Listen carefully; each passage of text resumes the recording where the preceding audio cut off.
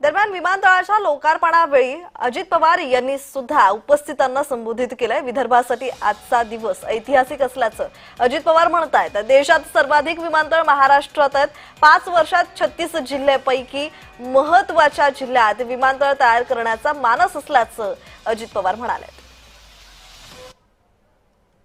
आणि आमचं टार्गेट यंदाच्या 5 वर्षाचं असं आहे की आपले 36 जिल्हे आहेत, परंतु त्याच्यातले बहुतेक जिल्हे हे एअरस्ट्रिपच्या दृष्टिकोनातून जोडले गेले पाहिजेत, जेणेकरून ताबडतोब जर तिथं पोहोचायचं म्हटलं, कुठल्याही प्रकारचा प्रसंग असतो त्यावेळेस कुठं विलंब लागू नये अशा प्रकारचा प्रयत्न देखील आमचा सगळ्यांचा चाललेला आहे।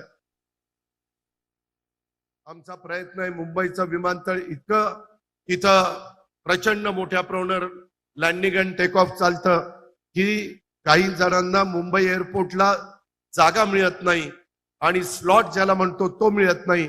म्हणून आता नव्या मुंबईचं विमानतळ साधारण मुख्यमंत्री आमचा सगळ्यांचा प्रयत्न आहे की ऑगस्ट एंडला तिचं डोमेस्टिक फ्लाईट त्या ठिकाणी सुरू होतील, जेणेकरून मग आपल्याला आणखीन सुविधा राज्याच्या राजधानीशी तुमचा माझा ग्रामीण भाग जोडला जाईल।